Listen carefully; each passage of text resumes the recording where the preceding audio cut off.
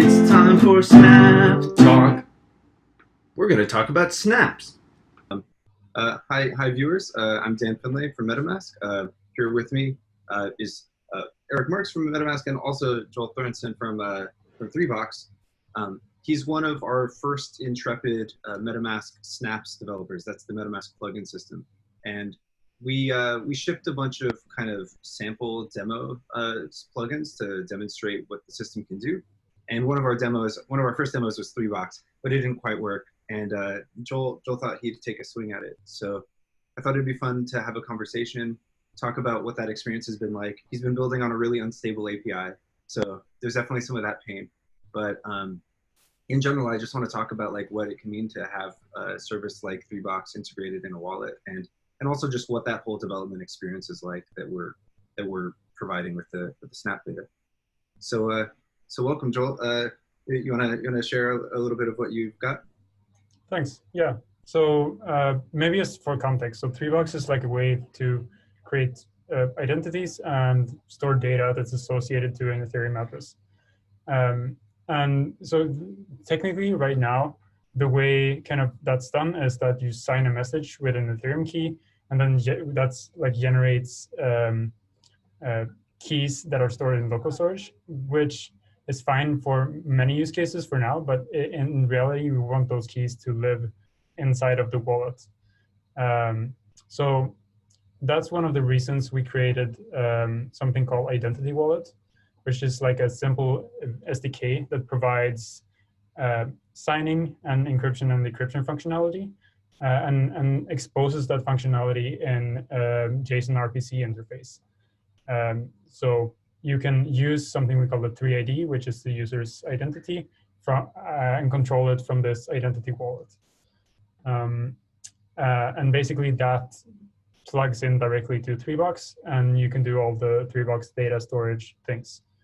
And what we're going to show off today is how this identity wallet integrates very neatly into the MetaMask Snap system. So yeah, let me start sharing my screen and like go through some of the stuff. And I'll rely on the MetaMask team to like keep you on tell task. me if I'm doing something wrong, Sure, or sure. if I'm saying something wrong. So right now I'm just in the MetaMask Snap repository, and it has like it has a bunch of examples. So there's like an example folder, and in the example folder, there's, oops, that wasn't, let's do this. There's a bunch of examples. So I'm gonna show off the 3Box example. So just to start, there is a package JSON, and this contains all the information about the plugin. And yeah, this is just the like dependencies, and I think maybe the requirements, the permissions it needs. Yeah. Mm-hmm. Anything to add there? Like. Yeah, sure. Those are, so the bundle URL, that's that object, the bundle object represents like how to load the script from this initial package, which is the manifest. It's a NPM compatible package JSON. That bundle object is going to get a bit harder and more resilient. We're going to add a checksum to it. We're going to support loading over IPFS and ENS and maybe Swarm eventually. And the initial permissions are just the permissions that are initially requested from the user. The plugins can ask for more permissions as needed, which can be really good for user experience because you're not freaking people out immediately. And instead, you're just asking for what you need kind of as the user needs that feature. I'm kind of surprised to see that you don't have any permissions initially requested. I would think that you'd need, user confirmation, but I think that was something you haven't added yet, so maybe we'll be adding it during this video. Okay, cool. Yeah, cool. So you're saying like the URL can be actually replaced with like an IPFS address or something like that in the future? Well, eventually, yeah. Right now, this is very development mode, so it's all but that, built around that makes sense. Yeah. And I think like using DNS names is probably going to be useful for a lot of developers. Yeah. Cool. So the plugin is basically all contained in an index. Let me just show you all the files here.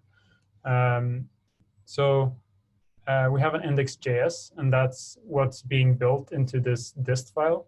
So the dist file is, and there's a bundle here that's being used by the plugin, and that's basically only this index.js file. And this plugin is like super simple right now. We only import the identity wallet, which is the SDK for creating 3ID identities. And then we register an RPC message handler. So all calls to MetaMask in general goes through like this RPC, and that basically encodes JSON objects that goes from the kind of application to the wallet. And now we register a handle for this plugin. And we also specify a variable called 3ID provider. And if that's not set, we create new identity wallet. And this identity wallet takes a consent function. We're going to get to that later. But it also takes a seed, which is like the kind of seed used to generate the keys for this identity. And the neat thing here is that we can call wallet, which is like an object provided by MetaMask to get like a secret or an application secret. And this is specific, like this secret is generated specifically for the URL of this plugin. So we get a key, and that's basically the seed. We create the identity wallet, and then we just grab the 380 provider from the identity wallet. And then this RPC message handler only, since we already created this RPC system for 380, we can just like pass along the request from the original request. And we also pass along the origin, which is going to be really useful for this consent function. But let me just show you the other side of this. So here we have index and index HTML. And this might be any dApp, any application that want to interact with 3box or interact with this kind of 3ID provider.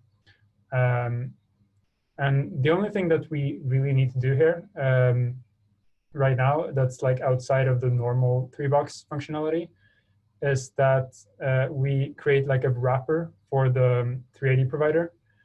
And the reason we do that is so the 3box SDK consumes like the RPC methods kind of pure, and MetaMask kind of wraps them. I think, let me know if I'm wrong, but I think basically we need to wrap them in a request that contains the snap ID, which is like the URL of the app. Yeah, and then we pass the request. That's right. And we're like currently having some internal discussions about like, can we improve like the developer ergonomics? Like this was pretty much the MVP, and I like it because it works. But you know, it's a little weird because it involves some string concatenation. So we might be revising that API service a little bit. But yeah, basically we're just passing your request object through to your plugin when you send a method where the name is the namespace for your plugin. Yeah. And this is just a thin wrapper around the MetaMask provider to make it like the 380 compatible provider. Because if you take this provider and pass it directly into a 3box instance, that would work like seamlessly. But I'm pretty sure like this would be something that would be simple to add to 3box once the snap, and we have like an official 3ID plugin. So then that would work seamlessly without needing this kind of thing. And then basically when the user connects, we create this 380 provider. Let's see. Yeah, that's done up here. That's just a variable. We just call openbox and pass the 380 provider. And that's basically it. Then we have a full working 3box instance. So let me just show that. Maybe I need to do snap build and snap serve. So snap build builds the plugin, and snap serve serves the plugin. I think this serves the plugin and the example app in the same time. Yeah. Right now, it's definitely geared towards MVP demos like this, and then bit by bit, we're exploring like what are the best things to like let people opt into their own tooling and eventually publish to these decentralized protocols we want to support. That makes sense. So cool. So this example is like super simple. I think I'm logged into MetaMask here. Let's just delete all plugins. And basically, I only need to click connect. MetaMask pops up this dialog. And it asks me to use this plugin. So in reality, I guess this would be like a 3box/package.json or something for like the proper plugin. Yeah. We're definitely due to improve that wording a little bit, but yeah, we can at least show the URL for the plugin. So if it's on ENS, you'd have that name. There's also a chance to just like grab the name out of the package.json. But anyways, we have to kind of evaluate the most secure thing we can do. The origin is the naturally most secure. So then bit by bit, what's more user-friendly. Cool. So let's just accept that. And now it's going to load for a little bit. This is basically 3box loading the data that I already have in this identity. And now we can simply just modify data here. And when I set the data, what happens is that this request to sign this entry is being sent to MetaMask and to the plugin, and that's signed, and then it comes back, and we have like changed the entry in 3box when having the keys live securely in the snap. So this is basically the whole thing. One thing that is so basically right now, the identity wallet, the way it's set up in MetaMask, allows the user or the application to get access to the user's data and all of the user spaces. And that's where this consent function that I talked about comes in.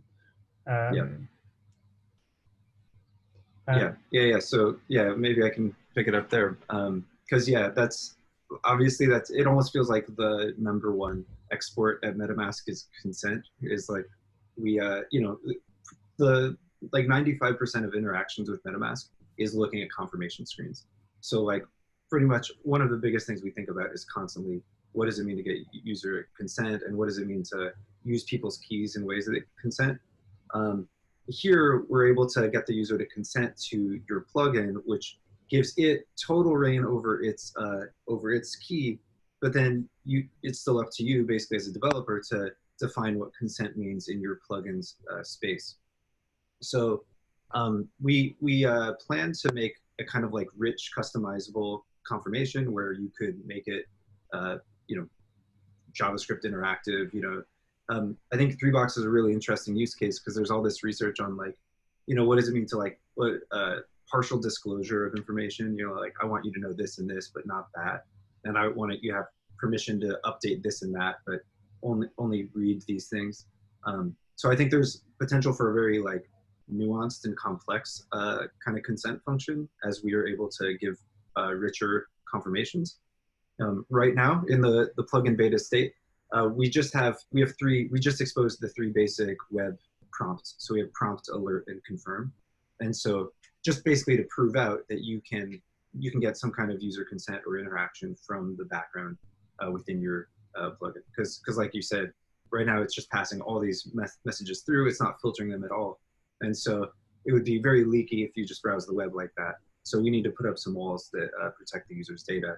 And then this can become a really user custodial experience. So let me just hop to, I'll share screen for a second just to show you what this looks like.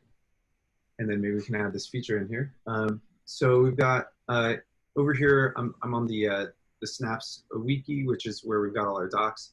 And then if you go to the plugin API section, this is where we have all the APIs that we've documented. And one of those is you probably want a prompt, I would think, or confirm. Yeah. So prompt and confirm, and I can like set the message. Right. So what this is, oh yeah, and we don't even have it really fine-grained exposed. So it's listed as additional methods. But basically, there's a method named confirm, alert, and prompt. And you can request them, and they have a really simple interface. So let me just show you, because we actually have them in the examples folder. We asked for confirmation in the BLS signer example, is the one I'll go to. And I'll look at the main snap source code first. So what's the difference between confirm and prompt? It's the same thing as in a browser. So if I just like, it's literally this thing. So confirm hello. It is just, oh right, it gives me an okay and a cancel. So I get a Boolean value back. And prompt gives you some text. So enter name. Right, this is the more open-ended one, you could say. And then I could say Dan, and then that gets passed back to the application, right? So for yours, you know, for today, this morning's like MVP demo, let's use confirm, and we'll just say like, do you want this app to do anything?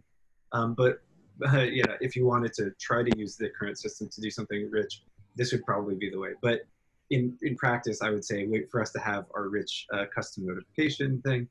You'll be able to make a rich UI and get an arbitrary data blob back from it, so they can represent the kind of consent that you requested. So the first thing worth noting is that in the package JSON, we had those initial permissions, and we're just going to ask for confirm.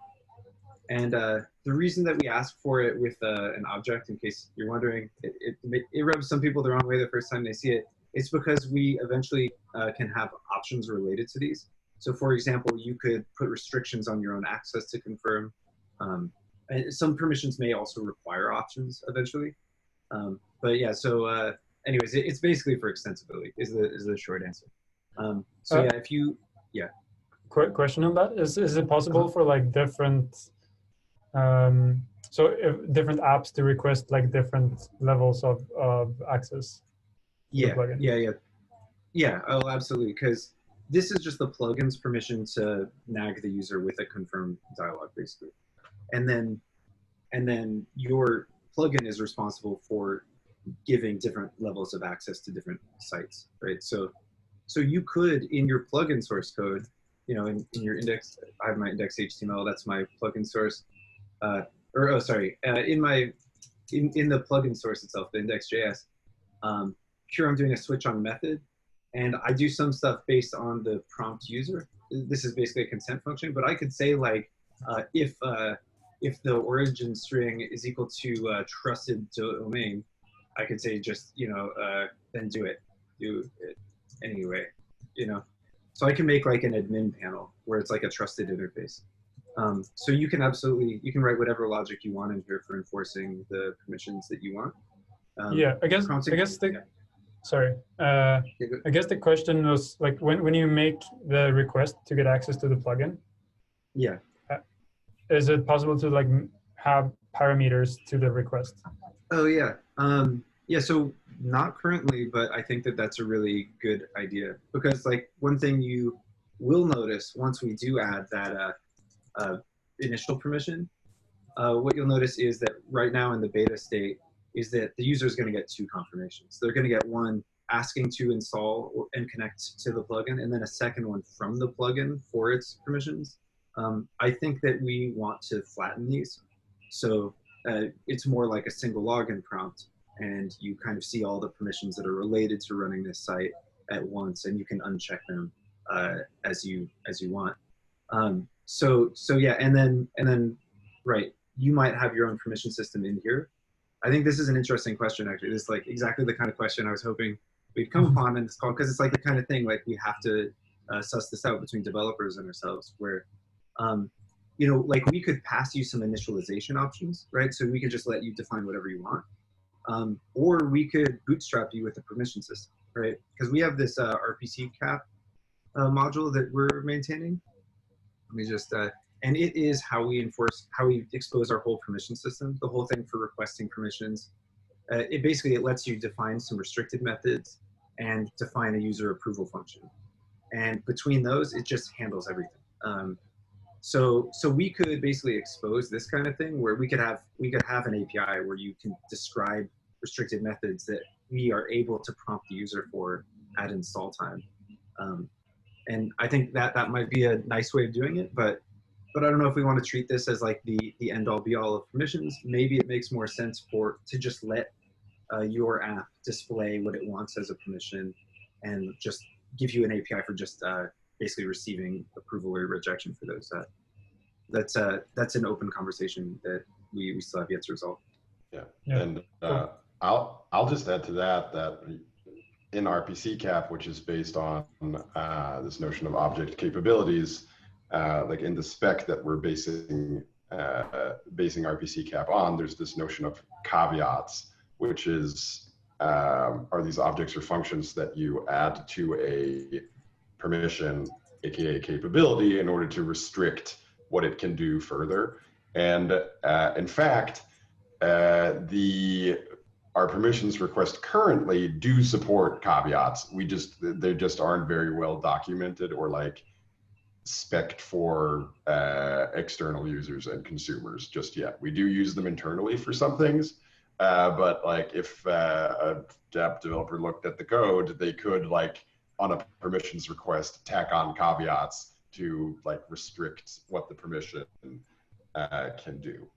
In terms of how that functionality ends up being used, I envision it more as something that the user probably does, and that we expose in our UI, where like we allow the user to constrain permissions, because generally it's not in the dApp's interest necessarily to like restrict its own capabilities, unless say the user's more likely to connect to it or accept the permissions if the permissions are more constrained. That's when I can see a dApp doing something like that. Yeah, and I think that is the case. And I think there is a trend towards applications wanting to limit their own liability. So if you give them a way to say, oh, this app wants to send you an email, but only to their own address, right? Then later, if you accuse them of spamming you, well, they have some pretty strong evidence against that. But yeah, I totally agree that it can be from both sides. So we can allow apps to like be polite, and maybe that'll work, but we shouldn't like rely on it. And yeah, it's going to be really great to add, on the confirmation screen, the ability to not just uncheck a permission, but some permissions might have a type that allows you to go in and customize the exact extent of that permission. Yeah, someday I want a pro mode where you can just code right in there and you can just write a filter function. But I know we gotta build for normal people first. So yeah, that is basically what the current structure of it is actually. But we're not like we know we're introducing so many new concepts to people. We're not even trying to, for the most part, promote how the caveat system works yet. Cool. Yeah, I guess on that, a lot of things. Do we want to try to implement the confirm functionality in the 3-box system? Yeah, I think we totally could. So if you just add confirm to your package JSON, then you can see I actually made a very simple async function prompt user message. So here's just a wrapper for it. This is how you would use confirm. You'd say wallet send, method is confirm, and the params are the message, and you'll get back a response. Yeah. And that's it. And the response is like a Boolean. Yep. And then so I can say if not approved, we throw in unauthorized error. I'm thinking we should add this RPC errors to the global scope, because we end up importing it to every single example because it's got the RPC standard errors. But yeah, either way. So yeah, I'll send this to you in chat. Okay. Yeah, that would be cool. And I'll just stop sharing here and send this over to you.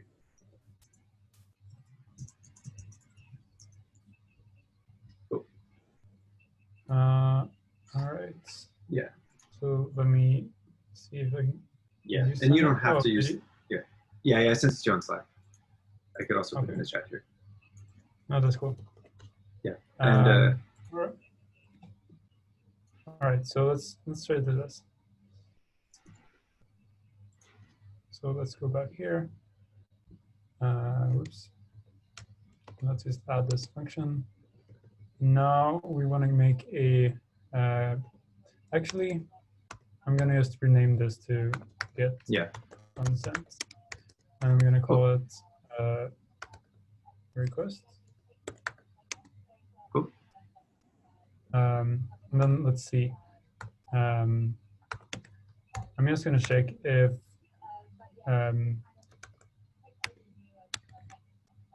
let's see. Yeah, you misspelled Request. request, sorry. Wait. Okay, let's just do this. Space. Perfect. So space is an array of space names that the application or the application that's requesting access to. So if Okay. this is empty, it means that the application is requesting access to the kind of global 3-box scope that's available in standard to everyone. So let's just in this case, my spelling is horrible today. Return true. Wait, actually, that's not gonna work.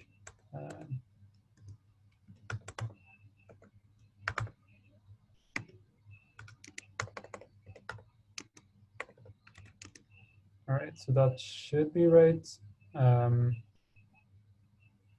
then we want a message. Okay.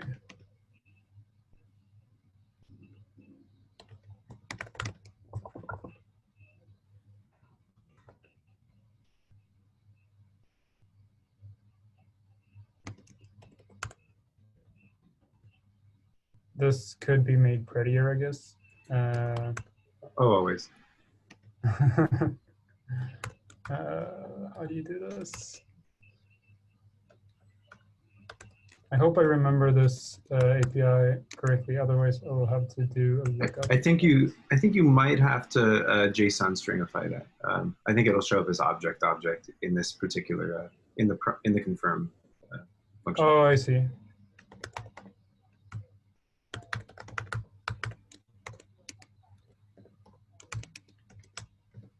Okay. Let's see.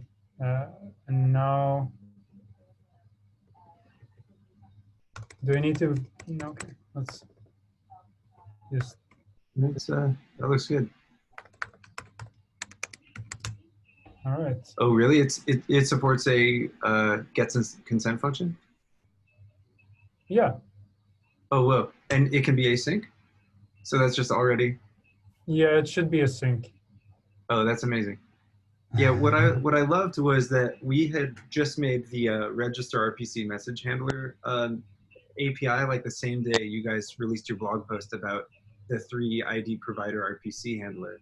And so I was like, oh my, like at that moment I had hope and you proved it where you made it in like what 10 lines, right? Because the interfaces just match up. Yeah, that's a really great lesson. So let's see what happens now. So I think initially now we're not, oh, I forgot to, let's cancel. I forgot to add the permission here. Oh, right. You have to return the, oh, right. Yeah, it doesn't have permission to ask for that. So what is it called? Confirm? Was it, yeah. Oops. Oh.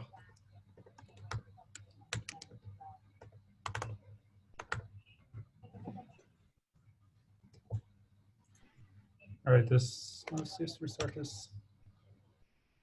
Okay, let's try again. Oh yeah, it needs the double quotes around confirm. Otherwise, it can't parse package.json. Oh, right, because it's a JSON file. Oh, I see. That's a JSON file, yeah. Yeah.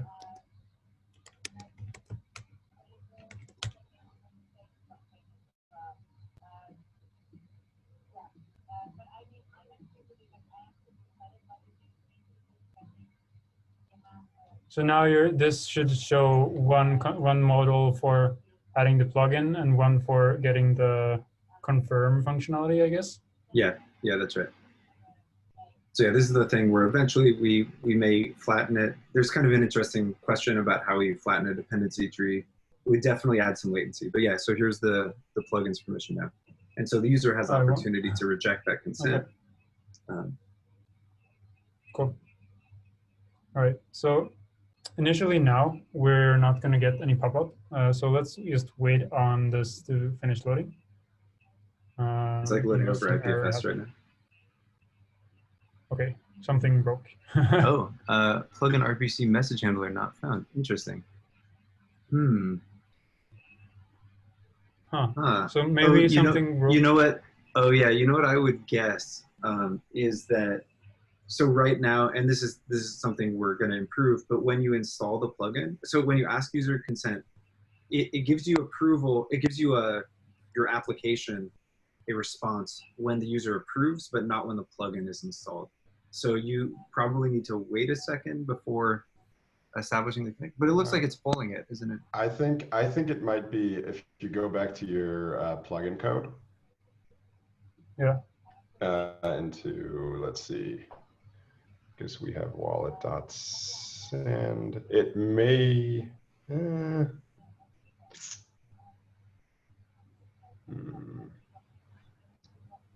Oh yeah, it may not be resolving on the. That's. Well, no. Is this the right scope, or might that be a problem? Maybe I need to like bind this on itself. I'd be surprised because it doesn't have any. It's not calling this at all. It has a global wallet available, but it does kind of resemble right. like register RPC message handler was maybe never called, right, or never resolved. So maybe there's an error in the. How do you get to the extension? Yeah, this is good also for any developers watching. Yeah, it's Chrome://extensions. You can also just right click MetaMask, yeah, and manage extensions. And click this one. Yeah, if I recall. background page.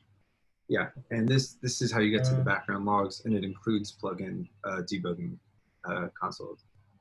Web3 ETH contract is not a function. Okay. That's an unrelated thing Oops. that I broke the other day, but that shouldn't be blocking for present purposes.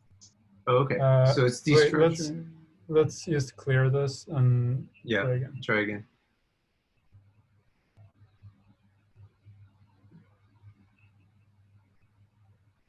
All right.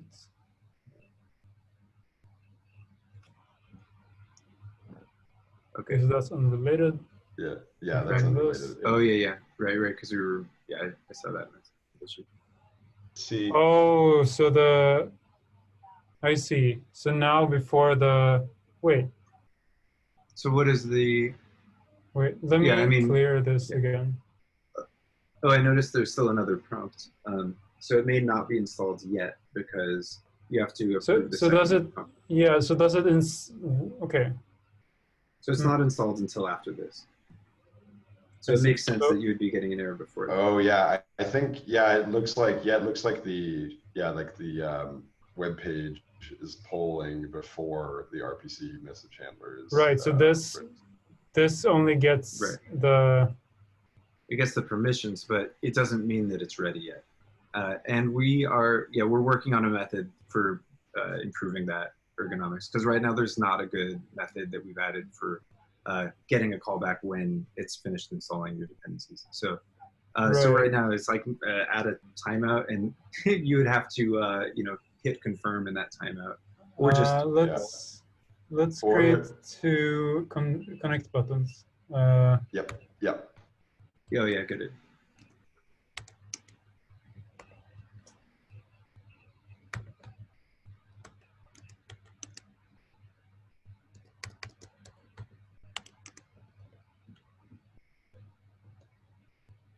Okay, let's. This is gonna be fun.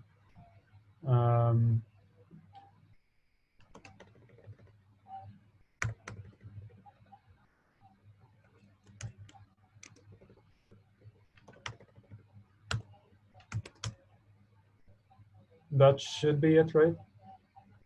I think. Once you change the name of the second connect function. Thanks. Cool.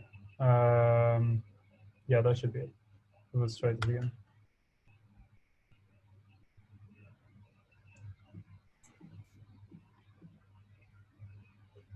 Cool.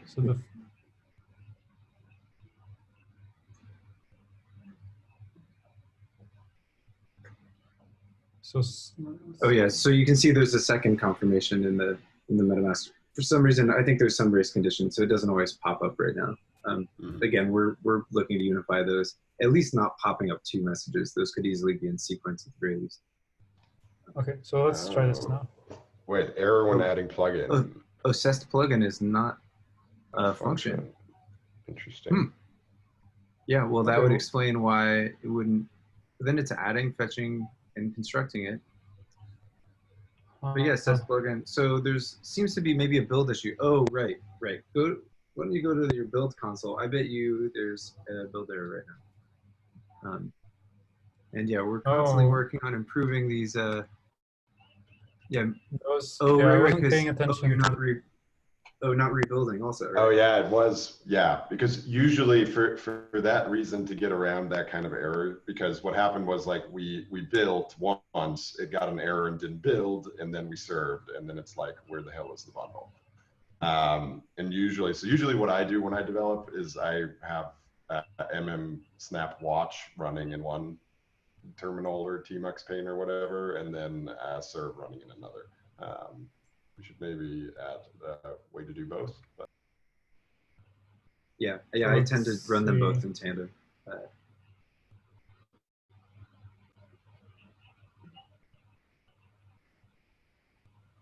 We still get this error. Yeah, that does look like the bad one. It's stopping us. Did you clear plugin state? I didn't know.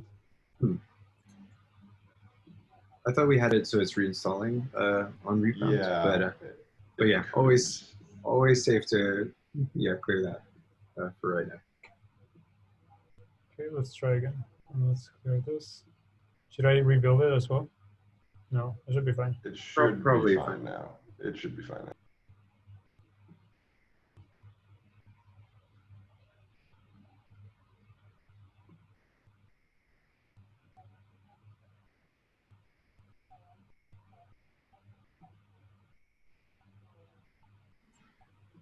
Good. And yeah, it looks like it works. So let's try connect 2 now.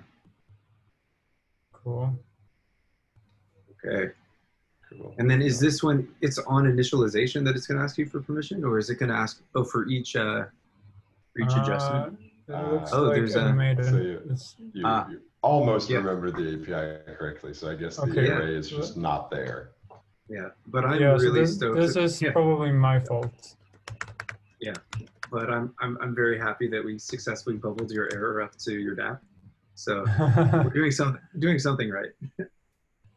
So let's see what. So let's see. This should be a request type origin. Oh, spaces. Wasn't that what I? Good catch, Eric. Yeah, that was good. So.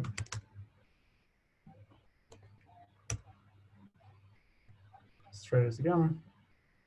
So this should actually just on the first kind of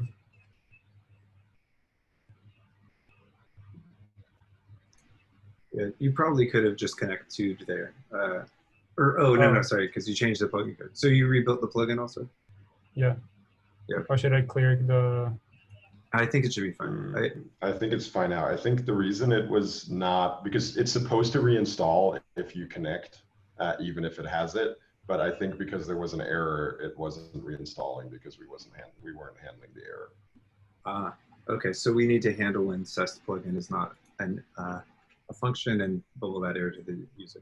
Oh, that's probably also one of those issues where because we aren't passing back response to the user to the dev yet. Cool. Yeah. So it looks like you connected. Yeah. So this is the global data in the 3-box, and now we can do I attach box to the global to the window object, and now I'm just gonna use this code. So I'm gonna open the test space, and then I'm just gonna assign the variable called test space to this space. So this open space returns a promise with a space instance. Yeah, let's see how this works. Yeah, there you go. Ask for test. Yeah, just like you asked for. Cool. And confirm. Yeah. And now we should have a space. Wait, it's called test space. And we can do public data dot set and just do this. And now if we do all, I think, no, that's a function. Yeah. Nice. So now this data, this is actually, yeah, actually access control, which is super cool. Yeah, I guess what we have to do is then test that you can reject. that's the one safety check, but it looks like it's probably working. So we're actually coming right up on time that we have another meeting scheduled. But hey, right at the buzzer. That's awesome. Cool. Yeah. Yeah. So thanks so much for sharing that with us, Joel. Hopefully we catch up more. But yeah, there were a lot of good questions in there, and so hopefully this was informative for anyone watching and for you too. Yeah, definitely. And thanks for doing this. Yeah, no problem. Cool. Have a good one. Yeah. See ya. Bye.